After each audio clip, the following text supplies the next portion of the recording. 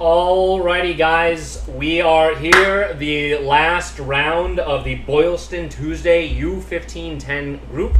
I know it's not the fanciest of, tournaments, but this is my first. And as you can tell, I'm starting with the pairings. I have a chance to win some prize money.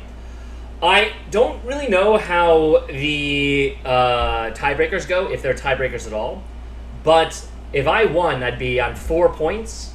If Fallon drew, he'd be on 4. If he lost, he'd only be on 3.5, and Josep would be on 4. And given these players, I've played all the people in the top 6 now, including myself, I thought I should have any tiebreak edge. Regardless, I knew that if I won, I would be taking down this tournament unless James Fallon also won. However, if I won and he won, I would take clear second. So, today, I'm playing against Mark Kolenski, and it was very clear. I have to win my game. Luckily, I'm white, so I've had 3 whites this tournament and 2 blacks. And, let me paint the scene. It seems as though Mark is and I'm learning new things. Apparently, there's a concept known as rating floor. Once you reach a certain rating, you can never go below a certain amount. So if you could notice, he was on 1,500. My opponent, I think, is in his 70s? Probably. He's definitely an older fella. Nice. We went over the game after and I'll mention a little parable or story at that point. I didn't realize this, but when you're looking him up, at one point he was mid 1700s. So I think the distinction is 1800 plus is advanced. He was never quite an advanced chess player, but he was close to it. That was about 20 years ago. Since then, his rating has fallen a bit, and at the rating floor means he cannot be rated lower than 1500. His true rating is probably a little bit lower than that, but it's unclear.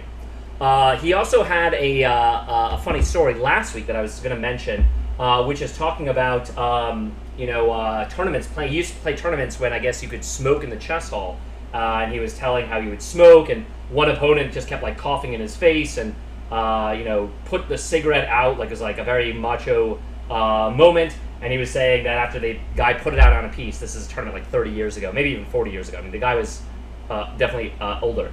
That he got up and just like picked it back up and just started smoking again. So it's kind of a funny moment because the guy was like coughing in his face. Anyway, I actually can't stand smokers, so I'm more sympathetic to the smoker side of that. But nonetheless, he was kind of entertaining. He seemed to have a good sense about him. All right. Without further ado, I'm going to play d4, and I wanted to note this from a strategy perspective, is that online, there's so many openings in chess, and so many are so fun and wonderful, but I really am just trying to get better. And trying to get better, it means I'm trying to play online the same openings again and again and again. Now, some people might get bored by that. I used to just do whatever. Long ago when I would watch Curtin's videos, that's Greg Shahade, long time ago, he was a C4 player at that point, the English, so I played the English myself. But I've really found a good groove with d4. I really have a lot of comfort with the Queen's Gambit, accepted, declined, QCD, all that kind of stuff. So I don't see myself deviating from my opening position, maybe ever, to be completely honest, but at least for now.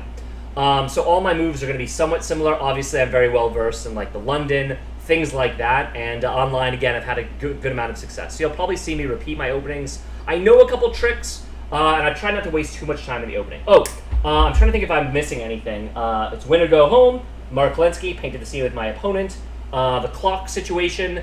First prize is $60, second prize is $40, third prize is you're fired.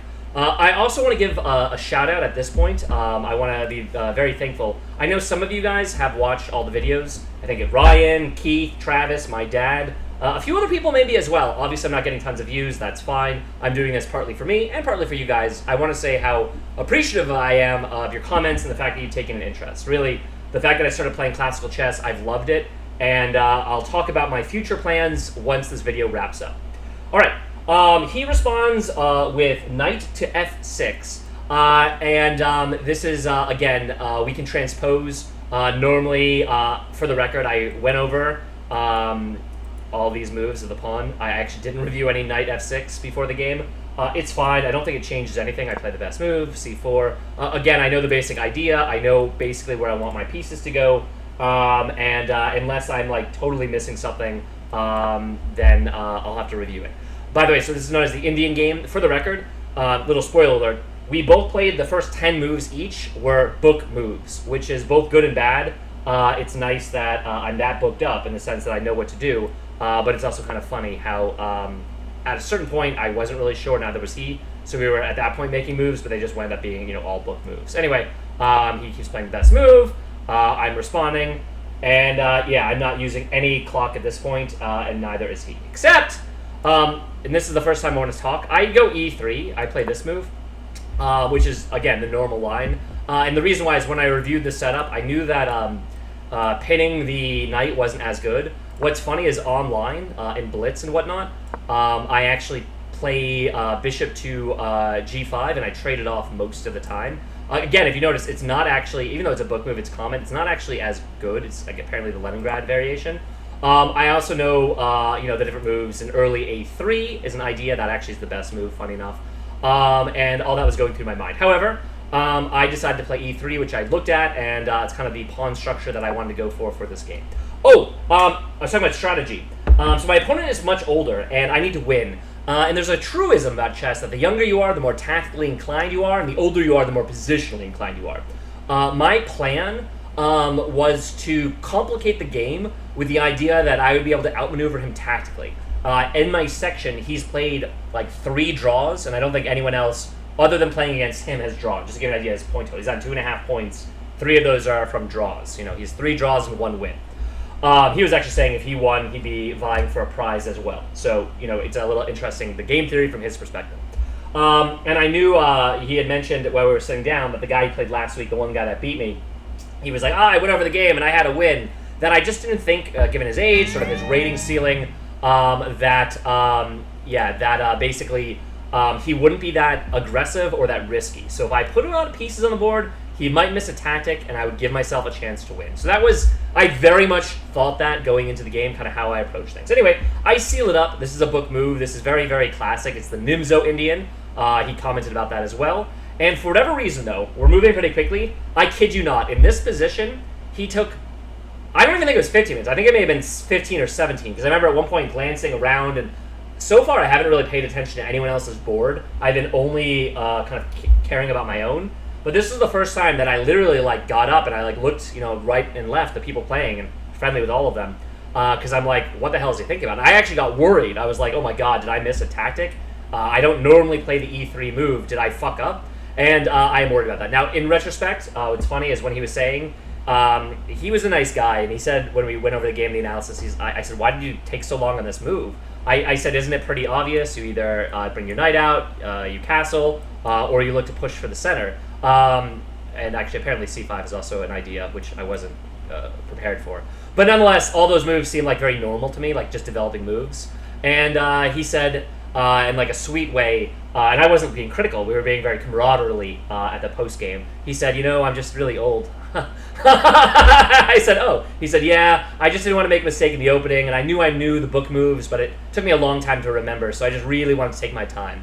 And I said, you kind of scared me, you're spent so long, I thought that I blundered in the opening. He's like, no, 4 moves in, I knew that what I was going to do, I just really want to make sure. So, there you have it. Sometimes people are just thinking about their moves. Anyway, he castles here. It seems very standard. Again, spoiler alert, we play 10 moves a book. And again, I'm moving pretty quickly. I play bishop to d3.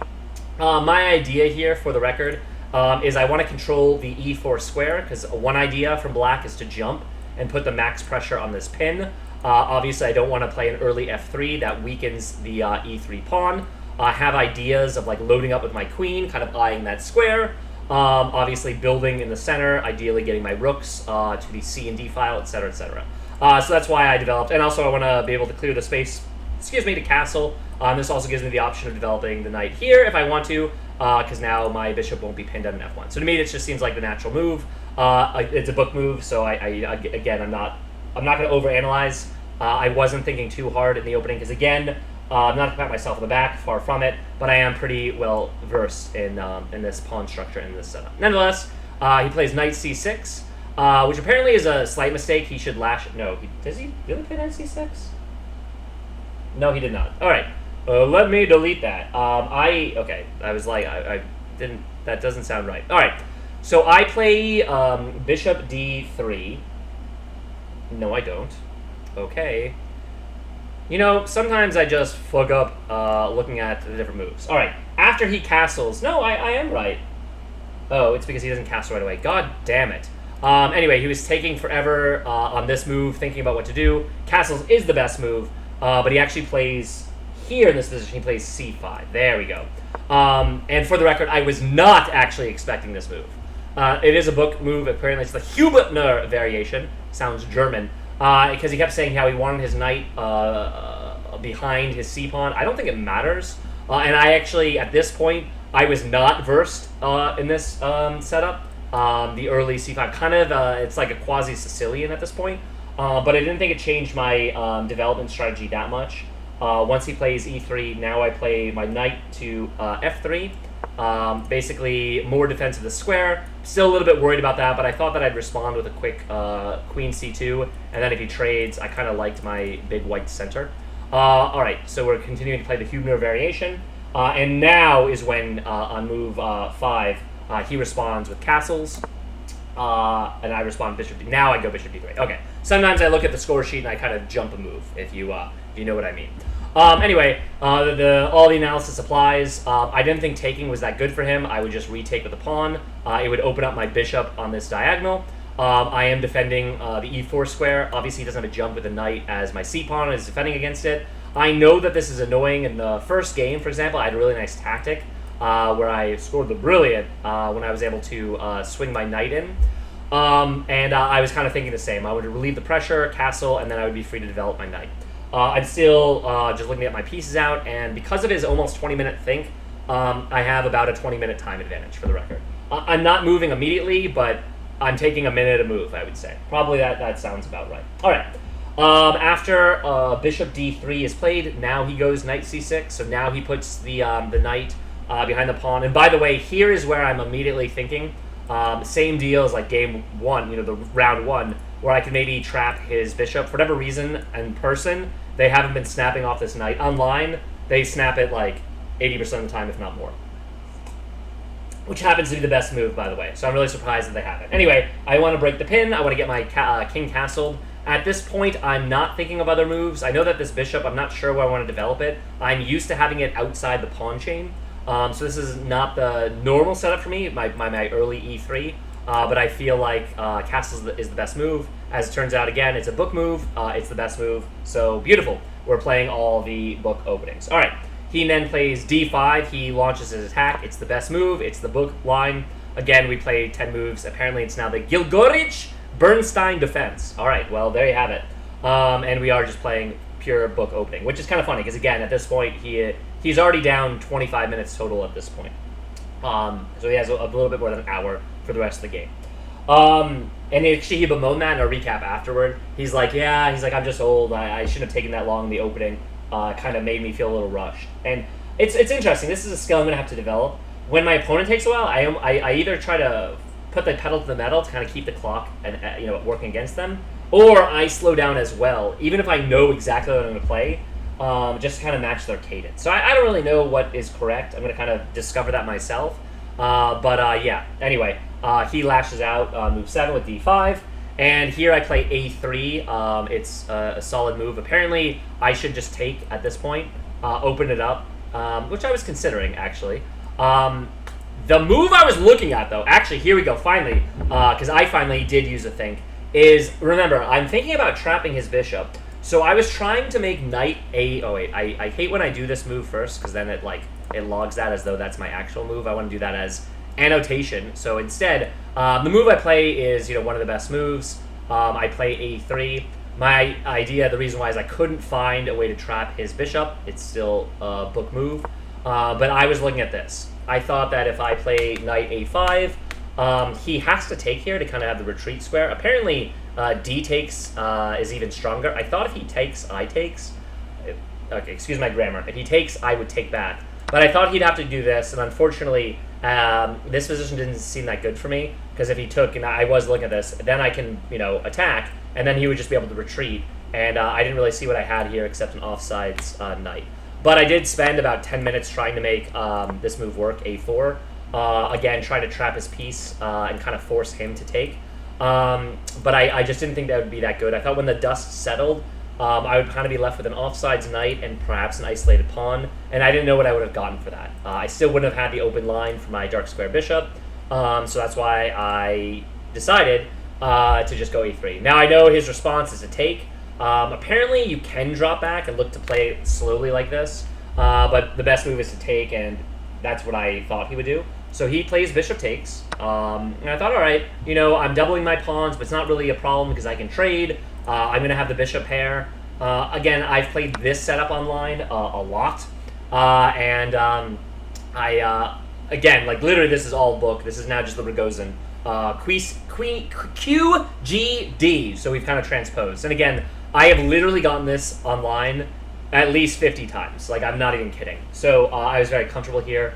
And whenever I've looked at the computer, it always says that, like, white's a little bit better. So I feel like I'm holding my advantage. We're just playing book moves. Again, the only difference is I've used now maybe 20 minutes after I was trying to make a4 work, knight a4, for like 10 minutes. And he's kind of dipped closer to the hour mark for the record. All right.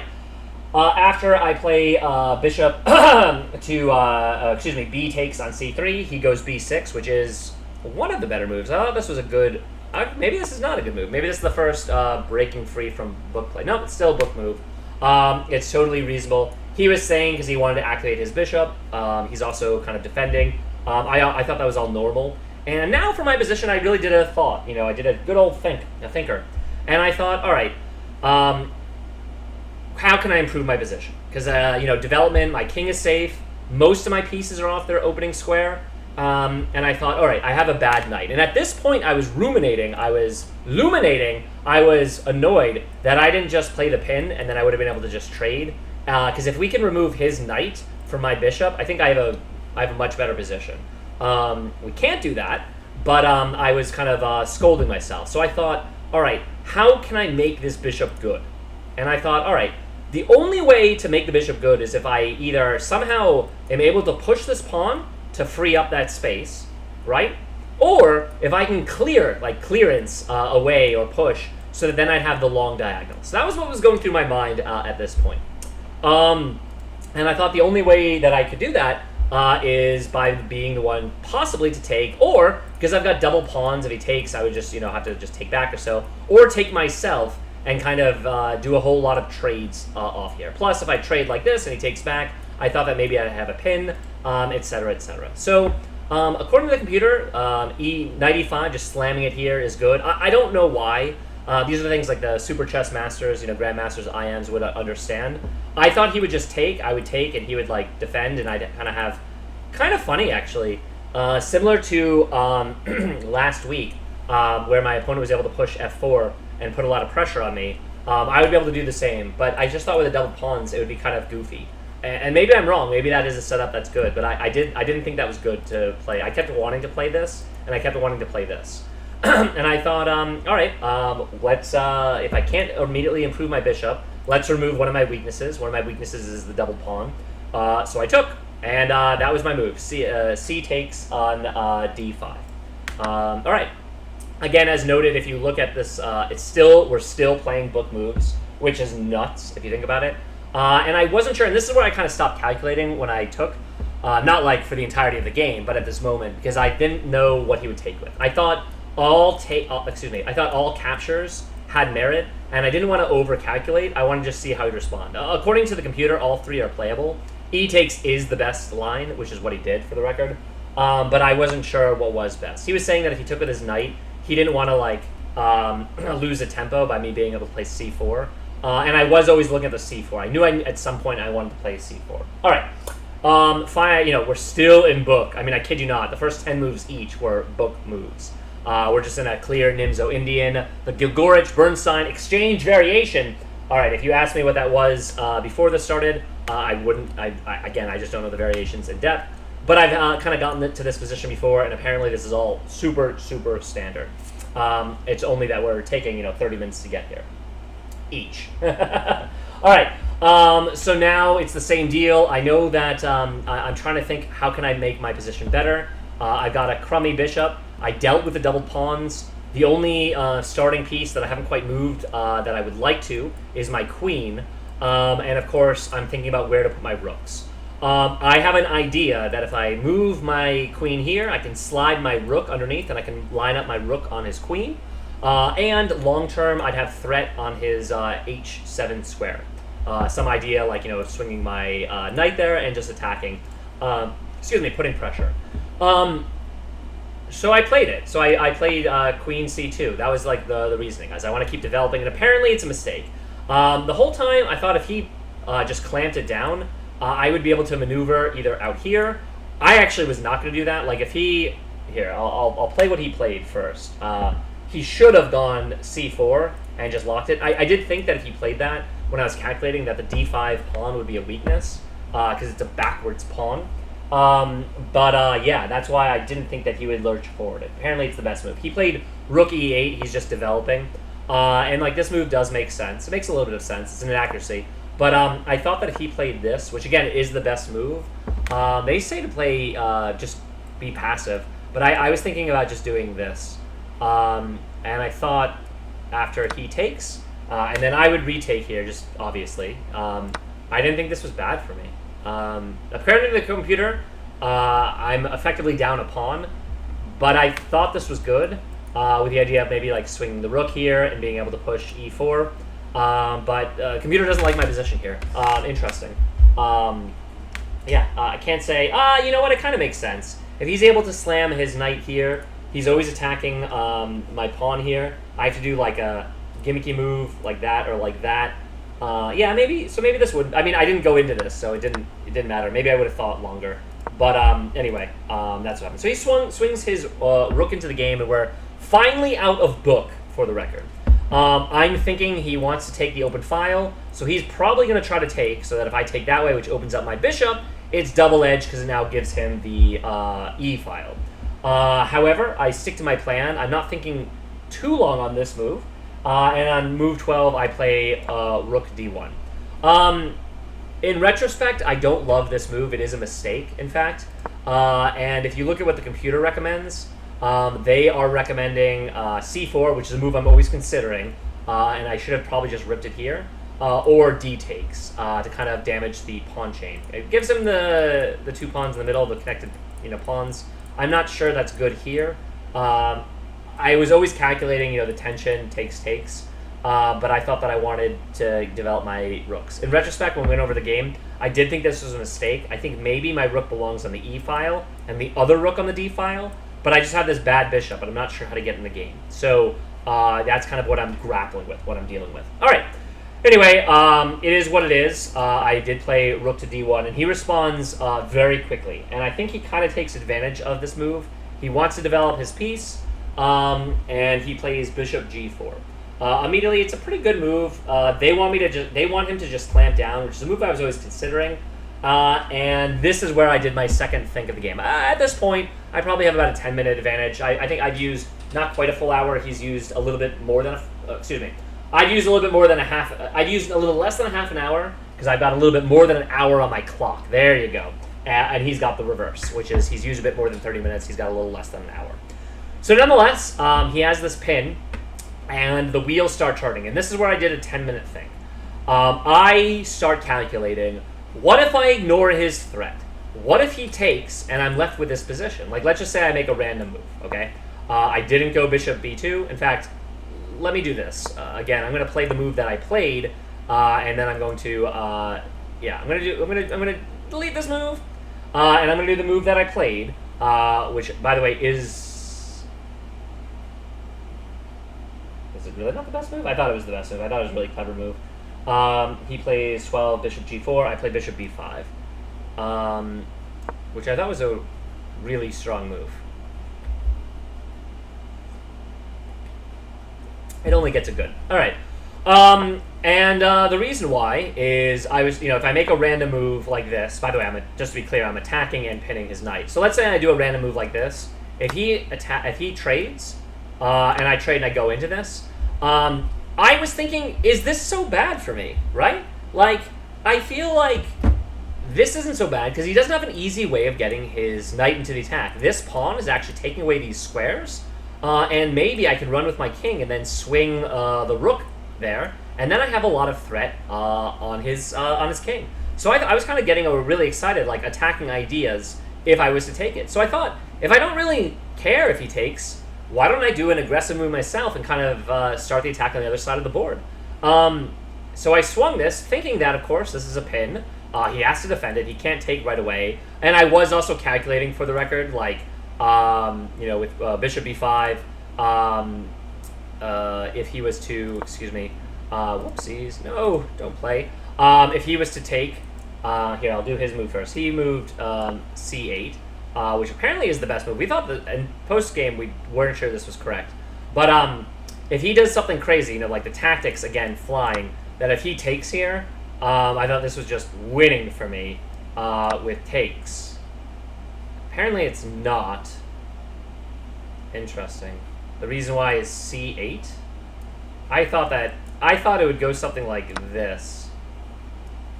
And the reason why is I'm obviously going to win back one of the rooks. Anyway, whatever. And then my pawns are still, like, unscathed, essentially. All right. Well, that was the idea that I had. That's why I did it that way. Nonetheless, I am attacking this rook. So that's kind of what I was thinking, that maybe this pin is not so bad.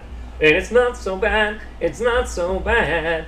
All right, I'm going to try to keep this below 40 minutes. So 15 more minutes. We'll see how I do. All right. Once he plays the rook to c8, now is when I thought that I wanted to start making some captures. I played d takes, and again, the idea the whole time is I'm trying to line up this rook. I'm trying to make it smart. I'm also thinking about swinging this with some lines, kind of more pressure. And I thought if he doesn't have this pawn here, like if he takes back, then I'd be safer. So that is what I was thinking of. So I go takes. I thought this made sense for the first capture. I can explain a little bit better. Apparently, I needed to play c4 first. I'm not sure why. I guess, you know what? It makes sense, actually. If I play c5 first, or c4, excuse me. Boom goes the dynamite with that move. He's supposed to then just start trading, and then I can open up onto him, and then I got the double bish combo. All right. Those are all decent ideas. Nevertheless, I take. I feel like he's moving pretty quickly at this point because his moves are a little bit more forced. I was making forcing moves. He takes back, which makes sense. And then once he takes back, bishop takes on b takes on c5. Excuse me, did I make a mistake with my nomenclature? No, I did not. I wrote everything down. I really looked at this position, and I thought, again, all right, I kind of have a shitty bishop, a shit bish. This is a bad pin because my rooks aren't connected. And immediately I thought, damn it, maybe my position's not so good. He's got, like, decent pawns. He has the rook activity. What do I really have? And I got upset at myself because I thought I made a mistake. And it turns out, like, look at the computer, I did. So I started looking for tactics, and I found one. I'll let you. Now it's not apparently one of the best moves, but I thought it was the best move. The computer wants me to go back the passive. And the whole time I was thinking if it was good to bail out in this, and I didn't think it was. Even though I had the two bishops, I thought that he had more space, and he has the connected rooks for the most part. And I still have a bad bishop. So I just thought that I'd be clearly worse. Instead, I thought for overdrive, and I play queen a4. The reason why is obviously I'm ganging up on this pin. He has to defend it. And I also, long term, if I can ever remove this knight, I am attacking this bishop. So I am looking at that. I also want to clear the way to open up the rook on the queen. So I thought that all... and the reason why is if my queen was still on this square and I push, I thought if he squoze me, that it wouldn't be so good for me because I'd have less scope with my queen, all that kind of stuff. All right, anyway, that was what was going through my head. According to the computer, it was an accurate move, and I just have a worse position here. It's crazy because in the game, I really didn't feel like I was that much worse. It's funny how things happen. All right. Anyway, queen a4, he responds. He has to defend this. The computer wants him to play e4. Or excuse me, that's e6. They want him to go... I didn't think this was good to play that. I thought if he played that, I could just maybe immediately push my pawn. And it's the same setup. He can't take, because then it opens up the queen. He can't take as well with like the rook for some kind of sack because I just take it with my bishop, and I still am bearing down over here. I don't know. I didn't think this was that good, and I was always aware of this move for the record. Nonetheless, he responds Queen C7. Which is a reasonable move in the aggregate, but apparently it's a bad response. And it's an accuracy. And again, he's just trying to defend his piece. And I thought in the post-game, I did tell him I thought this was the best move, and it is the best move. And the reason why is I said, yeah, this defends your piece and breaks the pin. And it's setting you up to double up. So I did tell him that. And I'm glad that the computer agrees, because I did see this. Again, I was just trying to use this. I was looking at some crazy line of maybe it wasn't quite in this position, but it was a rook. It was a rook sack when it's in this position. Once he moves his queen, I'm thinking follow along with me here. I kept looking. Here, I'll do what I did first in the game. Move 16, I play c4. So I drop the dynamite. Boom. Apparently this is a missed move. It's a bad move. I thought it was good, because again, if he takes, I'm fine. If he pushes, I'm fine. Anyway, we'll get into those specifics.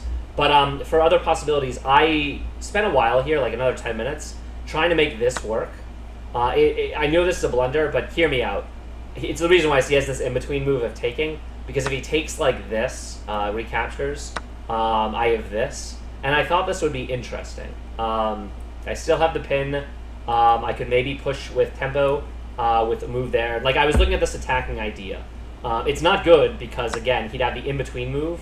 The intermitsu of, rather than taking this right away, is you just go like that. And I saw that, so that's why I thought all the rook sacks didn't work. So I'm glad it was not a good move. All right, the computer from this position, they said I missed the move here, wants me to play... They want me to just trade. I don't think so. Or play to f4. Again, just looking to trade off the queens. Probably the computer saying you're slightly worse. Trade off more active pieces or something. I don't think that's the best move. Also h3 just to try to force this. I didn't want to muck around too much with these pawns, but maybe that would have been better. Again, a few moves ago I wanted to break this through because I did think in this situation I didn't want to deal with this pin. If my king picture on e2 with the run with the pawns surrounding it, I didn't want him to be able to thrust d4 and have this pin to my king. That was one thing that was going through my mind. All right. Nonetheless, I play c4. I thought this was just... Now the reason why apparently this is a miss is for a move that neither my opponent nor I saw. Apparently, and it's really hard to do this. If you just do the cold-blooded queen e5. And here, I'll try to show the arrows. If he plays here, there's a lot of pressure on this knight. You're giving up the rook, which is crazy. So you're giving up the exchange. And the idea is you're giving up for... I mean, it's just not... I don't know. I just didn't think my opponent would take this kind of risk. Again, I was playing the player, not the board. I didn't really see this, though. I just didn't think he would willingly give up the exchange. And the reason why is if the exchange is not there... he really needed to take. I didn't think it was that bad. Every other move seemed pretty good for me. All right. Nonetheless. All right. So I go d4, and he lashes out with d takes on c4. Immediately, this is a miss. Again, he missed the idea of knight e5. I missed that idea too. That's a really hard move to find. Again, it's willingly giving up the exchange for a pawn, and it's, I don't know. It's giving up the exchange for a pawn, basically, in a minor piece. I didn't see it, of course. But anyway, once he misses, I'm just in good shape. I still have this pin bearing down. I now own the file. And with the temporary sack of the pawn, I finally can get my bishop in the game. I'm thinking if I can ever remove this defender of this bishop, I have this tactic swinging through. He still hasn't taken, which he really should have at this point. Even though at this point there's no more pawns coming down, so I wasn't that worried about this pin in this hypothetical line when my king is over on e2, etc., etc. So all that's going through my mind, and according to the computer, it's a very balanced game here. All right. And the timing here, he slipped below the 45-minute mark, and I'm around 50 minutes. We were the first game to finish, by the way, everybody. All right. I'm still looking at tactics. I have these long diagonals kind of poised and ready. I'm finally getting my pieces into the action. He again goes, and the typical line at this point would be to recapture right away. I didn't think that was necessary, so I played bishop b2. After the game, he said he didn't realize how much pressure he was under and how much danger he was in. I am the danger! And he's right. He's in a dangerous position here, and he did not react properly. The reason why is once I play this, I am still always looking at this tactic where I could win a pawn, where if I can take, I can then swing through. It would be like some line. I mean, who knows what he would do? If he takes, it's a whole nother story. Then I'd probably take and take. Take. I knew that I had to take this first before I took this, because I didn't want him to be able to play the rook to e4, because then that would be a problem. But I thought once I take this, then I'd be able to take, because then he wouldn't have this move any longer, because then I would just be able to take it, etc., etc. All right. With that in mind, so I go bishop b2, setting it up. Finally, my pieces are in the game. He plays rook e6, which I think is just a blunder. He is thinking from this position that if he does something random, I don't know what he could do that's random, but let's just say he makes a random move. Okay, that's a bad move, probably h6. He was saying he didn't want to go into this where I take, and then he would take back, where he'd have the double pawns and kind of the open king. And I agree, that seems like a shitty position. The computer agrees it's like slightly better for white. So he wanted to defend it with his rook. Unfortunately, he misses the idea here, and as soon as he does that, now I can take, and I'm always seeing the whole line, by the way, with my bishop over here kind of lined up with his check, because he doesn't have, because he has his king potentially pinned to it. He probably should have moved his king, by the way, a few moves ago, just to get out of any of those complications. He also has some back rank issues, by the way, maybe some luft, I don't know. But yeah, the idea, all of a sudden, I played these moves kind of immediately because they seem so obvious. And the reason why, of course, is now I'm thinking I'm definitely going to win a pawn. My great move of the game, that's very nice, thank you, computer, is that, again, I have the Desperado, where let's just say he moves back. I can take, I would take, he takes, and then I take, and then he takes, and then I take. And I'd win a pawn that way. And I thought that in an endgame, up a pawn there, that just seems great. Give it to me. And I thought it was certainly, I've been trading off my Finchettoed bishops pretty reliably every game, but I keep feeling like I'm getting the honest compensation for it. It's an honest day's work. All right. Anyway, I go bishop to c4, takes it, takes on c4. And he now plays, in response, rook d6. Again, his rook is under attack. I don't think you want to give up the exchange. Computer is saying to move it this way. And I was looking at a line where if he's moving it that way, and then I took, there'd be some interesting, like, double, because this is an open file now, where if he got his rooks there, that I'd be up a pawn.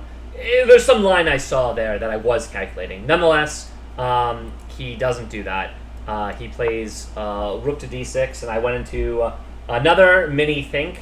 The last 10 minutes I used of the game bring me down to like 40-ish minutes, 40 and change, because I was looking for tactics here. And I saw them. I saw a bunch of options. I was looking at in between, because last time, remember, I swung the rook over. I knew we'd have to take with the queen. I was looking at not immediately taking, but then I saw this line where if I swung it and his queen was here, he'd be able to take, and then he's immediately threatening my rook, which is also conveniently threatening checkmate. So I knew that I needed to take when he takes back, take again. I'd be owning the file, and I just knew that would be a good position for me. So that was the tactic I found. I looked at it a few times to make sure it was good. I looked to see if I had anything better, by the way. For example, I kept looking at this line of moving my bish to kind of, the skewer. But the problem is he would have that, and I didn't see then I took that would be any good for me, basically. Because then after a sequence of trades, I think I'd be down the exchange. So I couldn't quite make this move work. I thought I needed to actually take the knight. And I fired the gun. I let loose, and yeah. Once he plays rook d6, I just go rook takes d6. Whoops, not that move. That would be a losing move. Let's delete that one. That's not what Bobo did. What the fuck? I didn't do that, computer. Not bad. Jesus Christ. All right, so I play the best move. Rook takes d6. He takes with the queen, of course. In this setup, pretty obvious he has to. Now my position is just really good. I looked at lines where I didn't swing this over. They're saying second best would have been... oh, interesting. Kind of an in-between move. I didn't look at that, for the record. I thought this was always going to be the best move. D1. The computer agrees. Again, just owning the file. And, again, the potential for my opponent to make a mistake. For whatever reason, after he thought so long in the opening, he was kind of rushing these moves out a bit. And I really think he did himself a disservice. He should have thought a little bit more at this position. The computer says that queen b8 is playable, and it kind of makes sense. He's now protecting against the back rank. He's technically attacking this bishop, but I'm obviously always going to then trade it off. But he puts his queen in a dumb square. He goes to e7. And I knew as soon as he played this, and again, I think this is going to be kind of a shorter recap. Well, it's 40 minutes, not so short. I knew as soon as this move was played that I was going to win the game. Because it looked terrible at this point. So what do? I play the best computer moves. Sometimes I play pretty well. I see the tactic right away. I ran it through a few times just to make sure it's good. It is good. I take. And for whatever reason, again, he folded here. I saw everything where he takes to the queen. For whatever reason, he didn't. He took with the pawn, which seems horrible. Although it's not, apparently. What? Alright. Well, I then Desperado. I take. And, yeah, this is where he... Yeah, he goes queen takes. Which obviously loses the game on the spot. So, I mean, I was going to say find the best move, but it's pretty obvious. I go queen takes, and then he resigns the game. The reason why is I'm checking. Checking, I'm going to win that, and I'm actually probably going to win the knight as well. The game is just over here. And so he shook my hand, we went over to the back, we reviewed it, and I did tell him, I said, just to let you know, from here, once I played this tactic, I saw the line out, not queen takes, but I said I saw, this line seemed a little bit more playable. And then, obviously, once I take... This is still winning for me, don't get me wrong. 1, 2, 3, 4. I have 1, 2, 3, 4, 5. But my pawns are excellent. His rook is under attack.